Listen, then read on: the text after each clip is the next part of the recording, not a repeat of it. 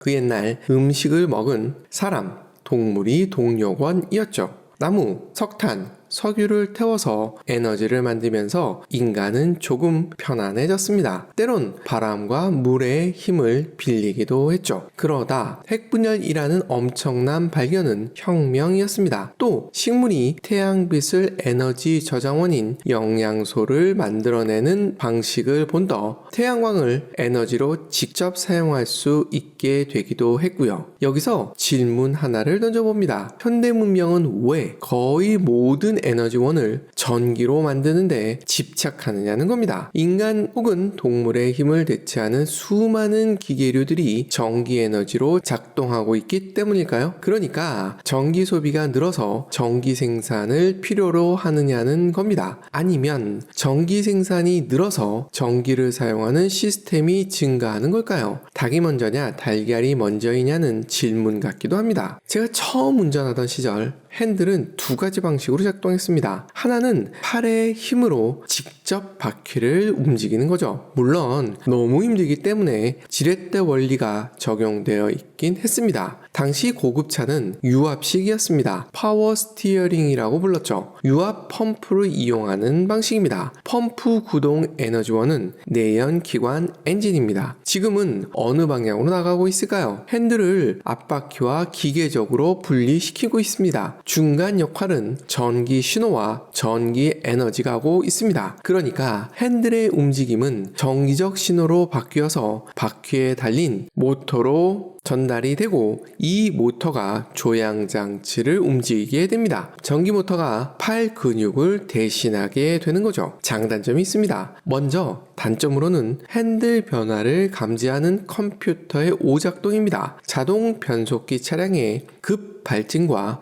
유사하다 할 수 있죠. 하지만 대부분의 차량은 자동 변속기로 나아가고 있습니다. 장점으로는 유압식에 비해 에너지 효율이 좋다는 겁니다. 또 엔진 작동 여부와 무관하게 배터리만 충전이 되어 있으면 작동할 수 있습니다. 결정적으로 자율주행 시스템과의 연동을 위해서는 결국 컴퓨터가 조향장치를 관리해야만 합니다. 컴퓨터는 전기로만 작동이 가능합니다. 최근 거의 모든 기기는 컴퓨터를 내장하고 있습니다. IoT가 포문을 열었다 할 수 있죠. 자동차도 SDV로 나아가고 있습니다. 소프트웨어 디파인드 비어클, 그러니까 소프트웨어가 자동차를 지배, 관리하고 있는 거죠. 그로 인해 소프트웨어가 작동할 하드웨어가 필요했던 겁니다. 그럼 내연기관을 장착한 자동차가 컴퓨터에 필요한 전기를 만든다면 효율은 어떨까요? 내연기관의 에너지 전환율은 20% 안팎이라고 합니다. 그러니까 80%가 날아가는 거죠. 이 80%의 대부분은 열로 날아가는 겁니다. 덕분에 추운 겨울 히터는 공짜입니다. 전기차는 히터 때문에 별도의 에너지를 사용해야만 하죠. 참,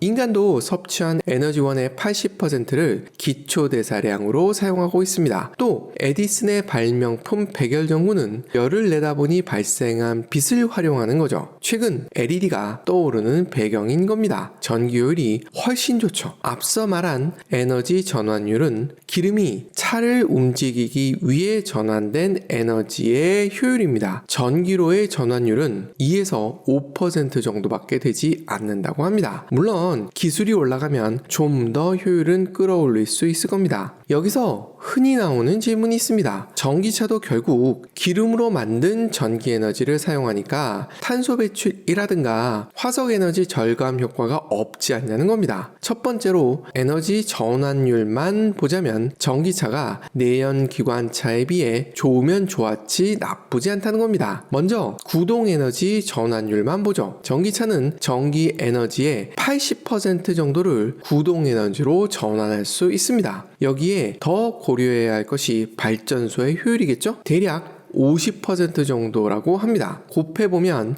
약 40% 정도의 에너지 전환율이 나옵니다. 물론 이보다 못하다는 계산도 있습니다. 고려해야 될 것이 너무 많기 때문이긴 합니다. 하지만 러프하게 봐도 내연기관차에 비해 전기차가 효율이 떨어지지는 않는다는 거죠. 한 단계의 에너지 전환을 더함에도 불구하고 말입니다. 내연기관 엔진은 성숙한 기술 영역인데 비해 전기차는 이제 걸음마 단계임도 고려해 볼 필요가 있습니다. 이건 구동에 관련된 부분이고요. 제어에 관련된, 그러니까 컴퓨터 작동에 관한 부분으로 가면 전기차의 압승입니다. 아니, 내연기관차가 패한 거죠. 궁금증은 이어집니다. 왜 발전소에서 전기를 만드는 것이 자동차에서 만드는 것에 비해 효율이 좋을까요? 아주 단순하게 생각해보면 대량 생산의 효과라고 할 수 있습니다. 그리고 정속 운전의 결과라 할 수 있습니다. 급출발 급제동이 연비의 최악이지 않습니까? 그런데 발전소는 지난 편에서 살펴보았듯이 급출발 급제동 자체가 아예 불가능하거나 아니면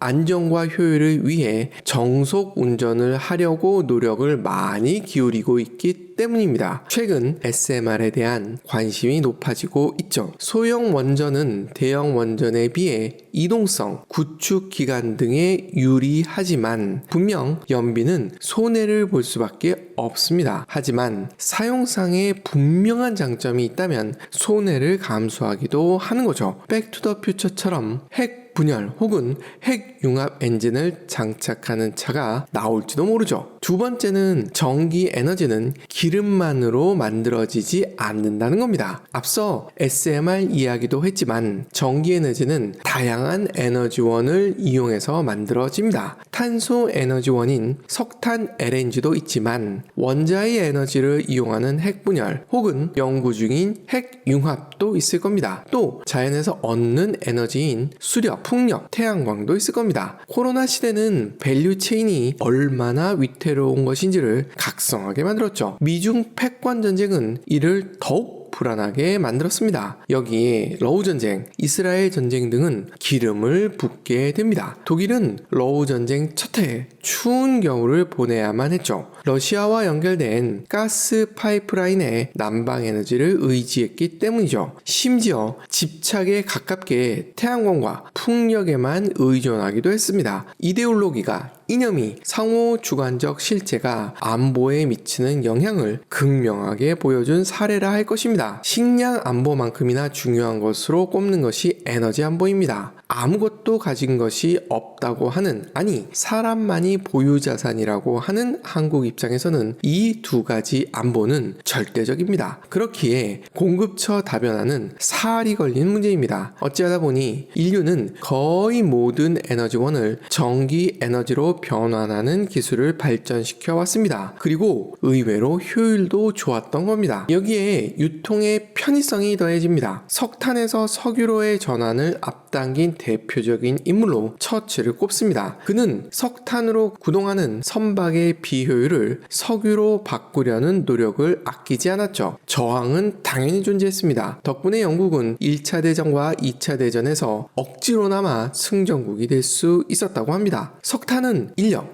혹은 또 하나의 막대한 에너지를 이용해야만 저장고에서 엔진까지 이동이 가능합니다. 반면 액체인 석유는 상대적으로 적은 노력으로 이동시킬 수 있습니다. 파이프라인만 있으면 되는 거죠. 이러한 변화는 기체인 천연가스에서 절정에 달하게 됩니다. 그런데 전기는 완전히 차원을 달리하죠. 파이프도 필요 없습니다. 전기선로만 있으면 됩니다. 상대적으로 너무나도 편리한 유통 방식인 거죠. 효율도 좋고요. 물론 지난 편에서 다룬 바와 같이 단점이 확실히 있습니다. 저장이 쉽지 않다는 겁니다. 저장 비용이 많이 든다고 할 수 있죠. 유통의 편리함은 저장의 어려움과 함께하는 것 같습니다. 가스가 석유에 비해 저장이 어렵죠. 석탄은 쌓아두면 되지만 석유는 탱크를 필요로 하고요. 선진국의 주방은 전기로 제대로 채워지고 있습니다. 인프라만 갖춰진다면 소비 단계에서 깔끔할 수 있는 방식으로 나아간다 할 수 있을 겁니다. 자동차도 유사한 발전 단계를 거치고 있다고 볼 수 있는 거죠. 배기가스 등 더러운 물질이나 폭발 등의 위험은 대량 생산 단계에서 관리하는 것이 더 효과적일 수 있습니다. 그렇다고 전기가 안전하기만은 하진 않죠. 결국 소비자는 장점과 단점을 비교해서 선택할 수밖에 없죠.